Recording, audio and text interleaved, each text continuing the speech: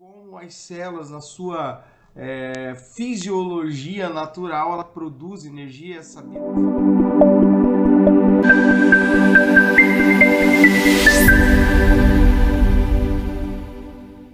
Olá a todos, sejam bem-vindos. Eu sou o professor Clayton. Trazer agora nesse primeiro momento uma aula muito importante para o curso de feridas e coberturas, que é o metabolismo energético das células. É necessário então que você entenda, né, como as células na sua fisiologia natural ela produz energia. É sabido de todos, né, que é necessário você ter glicose, você respirar para isso, mas uma introdução aqui, porque na dificuldade desse paciente, né, tanto na ferida ou para você decidir a sua cobertura, é necessário você avaliar também as condições sociais desse paciente, os cuidados que ele tem com a alimentação, né, se ele faz ali algum, vamos dizer assim, algum movimento, né, que vai ajudar nessa circulação ali a nível celular. Então é importante, né, a gente entender o que é uma reação endotérmica e exotérmica, ou seja, são reações que eu uso, né, a temperatura, né, dentro e fora das células. Então, as características das reações endotérmicas, acompanhando no slide aí. Então, elas precisam receber energia. Então, essa energia é produzida através da nossa alimentação, né? E as reações, né, exotérmicas, elas liberam energia.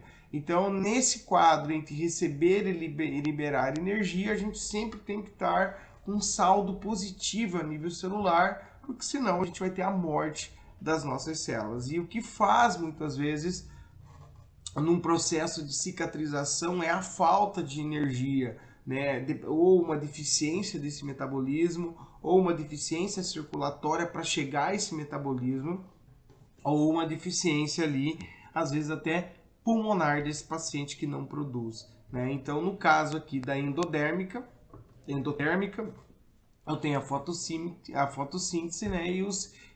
E a quimiossíntese também, que a gente já estudou aí no nosso ensino médio.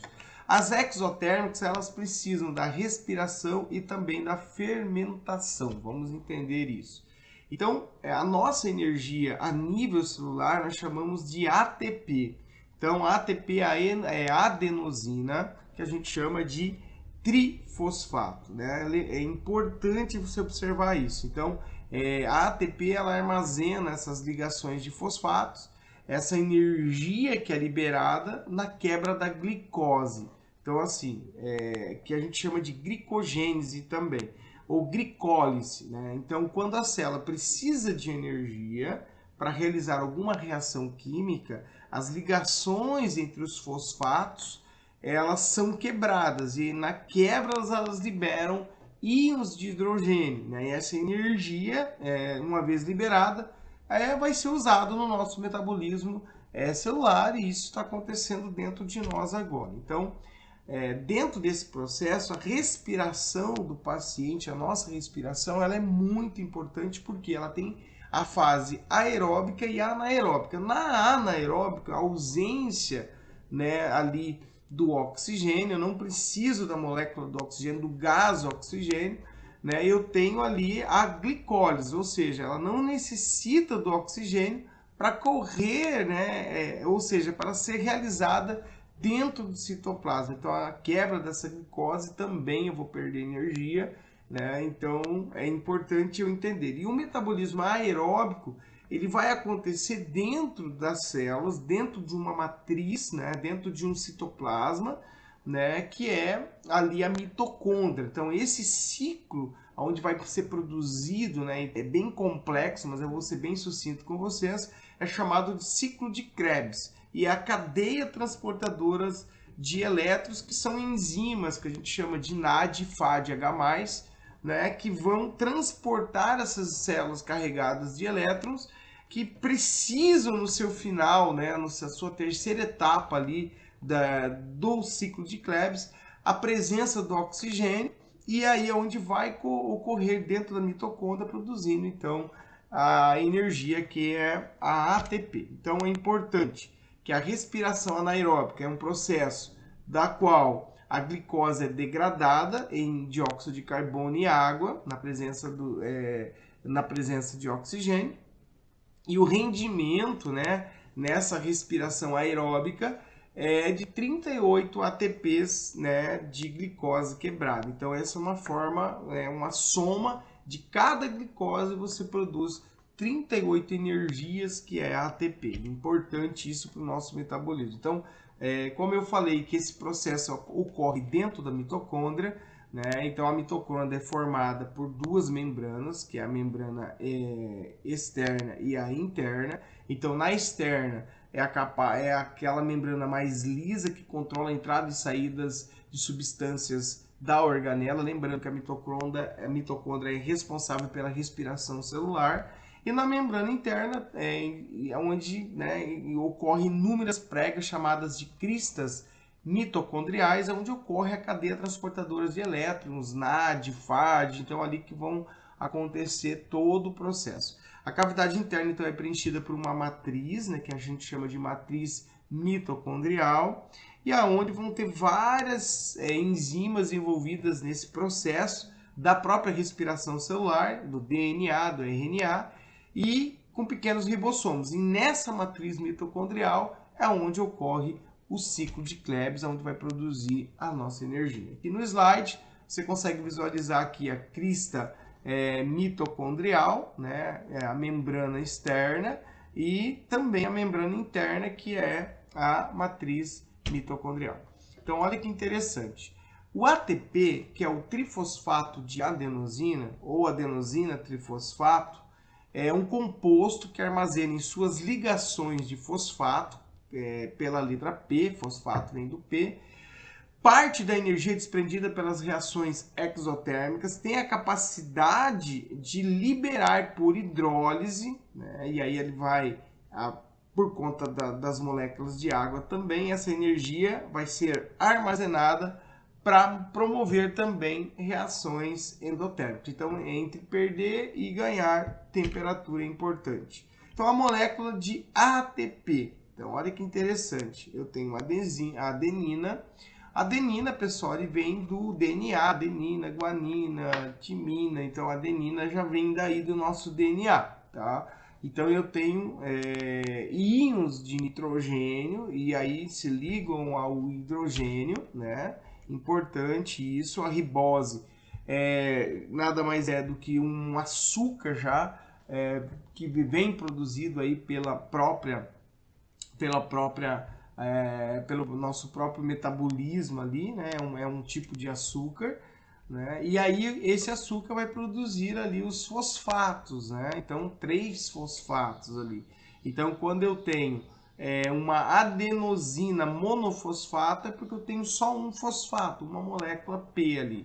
Quando eu tenho difosfato, eu tenho um ADP, e no final, para produzir energia para nossas células, a gente chama de ATP, porque eu tenho 3 adenosinas de trifosfato. Só para você saber de onde vem essa nomenclatura de ATP, né? São 3 moléculas de fosfato ali, mas isso é um processo metabólico dentro da matriz mitocondrial. E para isso ocorrer, eu preciso então respirar. Então a respiração ela é importante, né? E aí a molécula principal é a glicose. Lembrando que uma glicose, né? Você comeu, você se alimentou.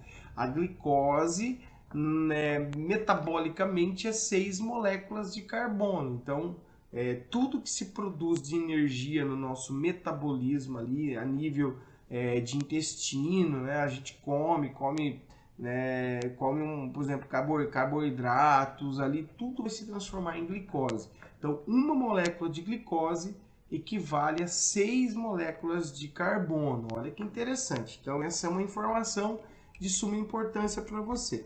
Então, aí vai a quebra dessas 6 moléculas de carbono, ela não vai ser usada ainda o oxigênio. Então, ela vai quebrar. Então, quando ela quebra, ela produz energia. Então, essa produção de energia ali, ela produz ATP, né? Mas ela também perde energia. Então, Então, aí dentro do ciclo de Krebs, a respiração ali nessa cadeia respiratória, uma vez que ela usa o oxigênio também, é importante a gente entender, né, essa cadeia respiratória para quê? Para que a gente entenda a glicólise. Então, a função da glicólise é quebrar as moléculas de glicose, lembrando que uma glicose é 6 carbonos, ela quebra, formando ali 3 carbonos, duas moléculas de 3 carbonos, e tudo essas 3 moléculas de carbono, cada uma ali vai formar dois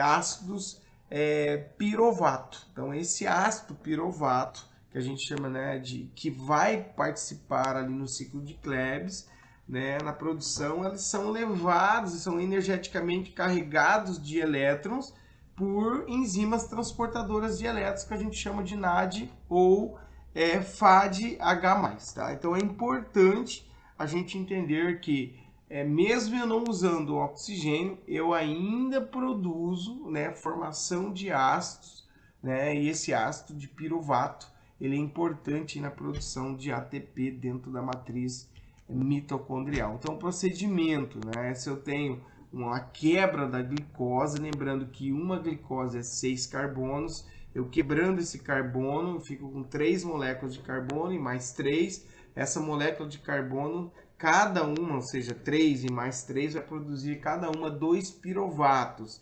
E esse pirovato libera íons de hidrogênio, né, em forma de energia, carregando as células a nível de elétrons. Então, tanto o NAD, né, o NAD, que é uma enzima transportadora de elétrons, a hora que ela pega esse hidrogênio na formação do pirovato, ele fica NADH+. Então, essa energia é usada na síntese da ATP dentro do ciclo de Krebs. Então, o pirovato ele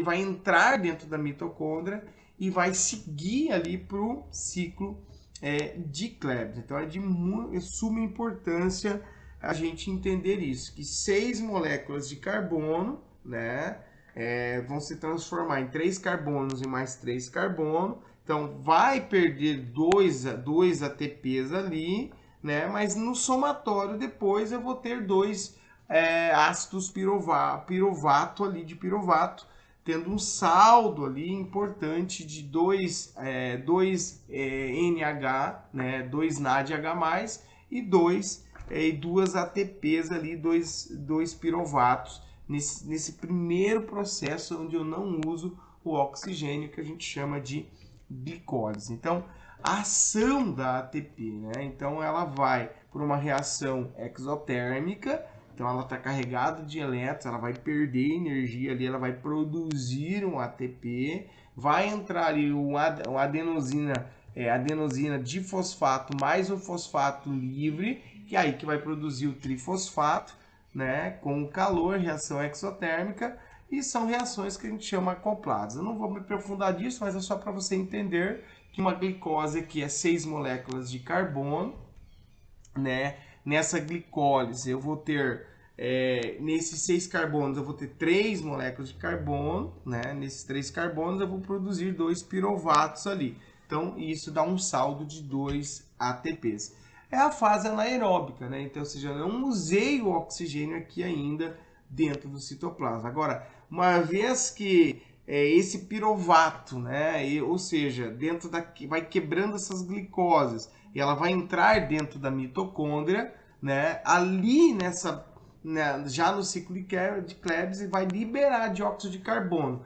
Professor, mas como assim dióxido de carbono? Da onde surgiu o dióxido de carbono? Na verdade, gente, o carbono ele vem, né, dessa situação da glicose, porque uma glicose é 6 carbonos. Então, quando você quebra, uma vez dentro desse processo do ácido piruvato, vai surgindo a ligação de carbono com moléculas de oxigênio. Então, aí já o oxigênio entrando ali no ciclo de Krebs, vai se liberando ali, na verdade, carbonos. Então, o carbono vai sendo quebrado, né? A glicose vai sendo quebrada, porque a glicose é carbono, e se escapa a molécula de carbono ali, ela liga, o carbono se liga muito ao oxigênio, forma o dióxido de carbono que a gente vai eliminar na nossa ali expiração. Então, olha que interessante, no ciclo de Krebs, né, você produz 2 ATPs, você produz ali provavelmente quase que 6 moléculas de carbono e ainda se produz ali através dessas reações químicas íons de hidrogênio energeticamente carregados. Então ali, olha que interessante, o saldo total disso é de 32 ou 34 ATP mais 4 produzido aqui. Na verdade são dois ácidos piruvatos, né? São mais 4 ATPs aqui, dá uma média de 38. Tá? Então essa é a fase aeróbica.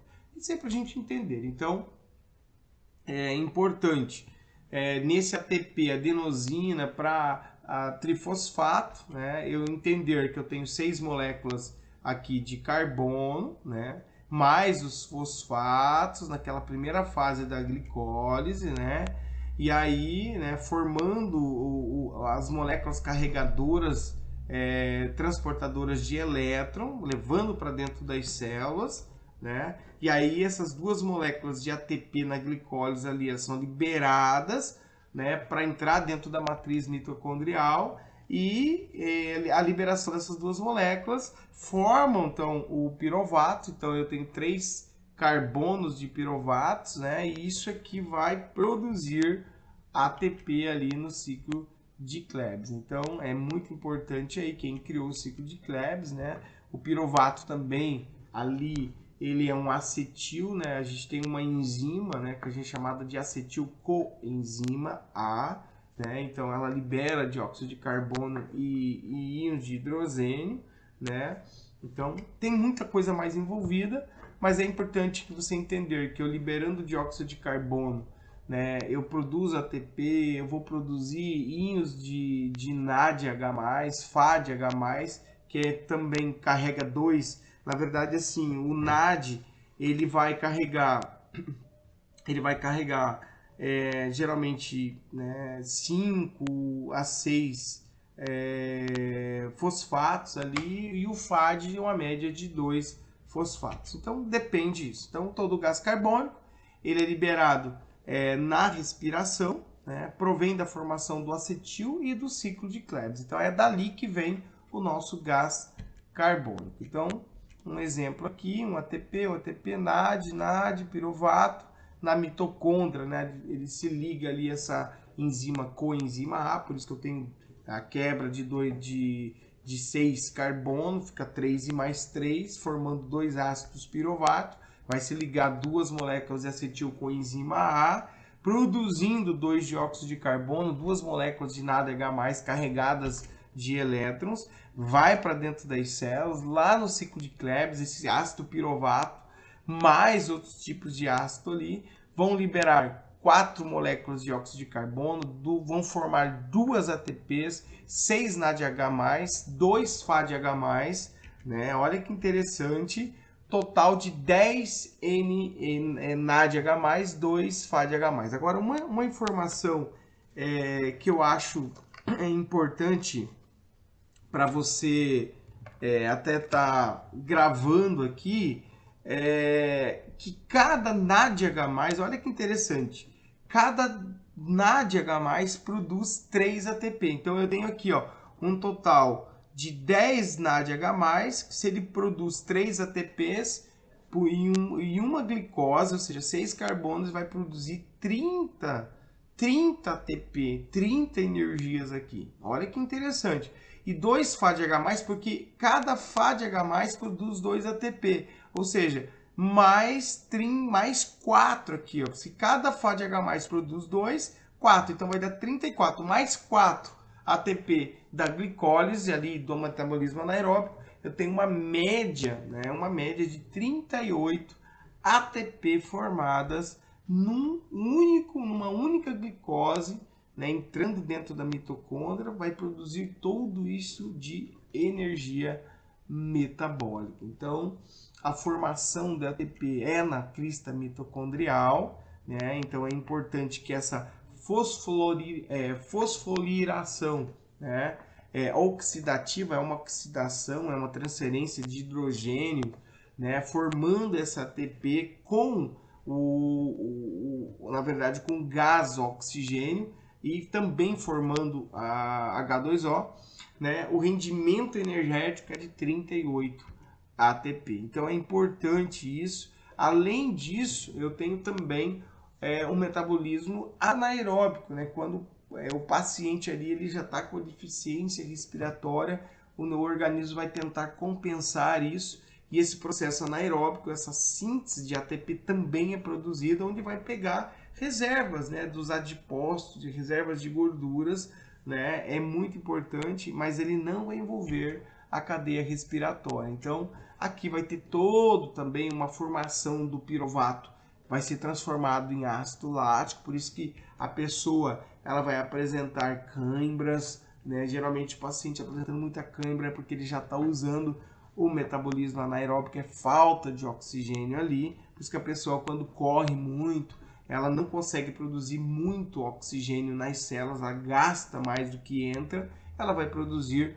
ali o ácido lático que vem do ácido que vem do próprio ácido na fermentação ali, né? E o piruvato ele é transformado então em ácido lático. Então, e aí é por falta de oxigênio, é metabolismo anaeróbico. Então é importante a gente entender essas, não vou falar um pouquinho de fermentação, né, nos tipos de respiração, mas só um resumo aqui, que a fermentação, tudo isso que ocorre, né, não usa o oxigênio. Então a glicose, que é 6 carbonos, ela se transforma em ácido lático, né, e mais formando 2 ATP.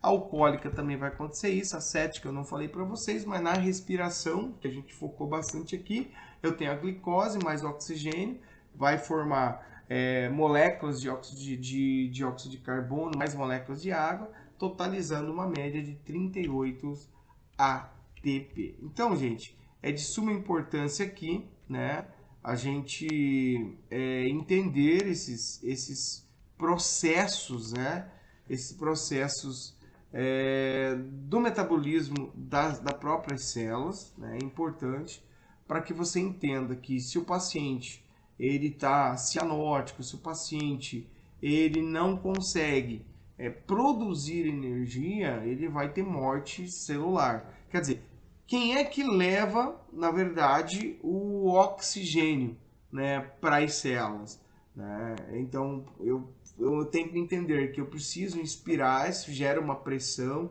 essas células passada ali para o meu tecido sanguíneo, né? As hemácias são que vão ter afinidade com a molécula de oxigênio e que vai chegar esse oxigênio lá dentro da mitocôndria. O outro processo é entender a glicólise. Então, da onde vem a glicose? A glicose vem da nossa alimentação. Então, na cadeia alimentar vai produzindo os açúcares, né, que são, né, na verdade, assim, vamos pensar, a produção do açúcar, que é a glicose ali, são 6 moléculas de carbono, e essas 6 moléculas de carbono vão sendo quebradas dentro da matriz mitocondrial, que vai fundir com o oxigênio na terceira fase, e vão produzindo a acidez ali, né, que é o piruvato, o ácido piruvato, forma mais ácido ali, mas em forma de energia.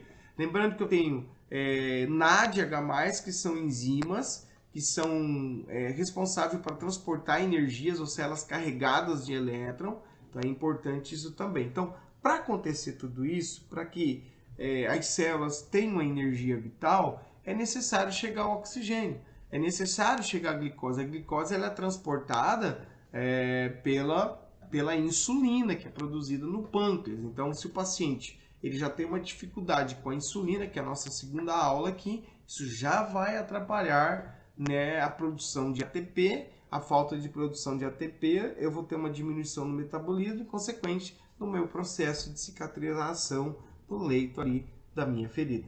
Então, essa é a nossa aula introdutória para você ter uma noção da importância, né, do metabolismo, do ajuste da respiração, dos sinais vitais do teu paciente para que você consiga dar uma conduta ideal. E até daqui a pouco para nós.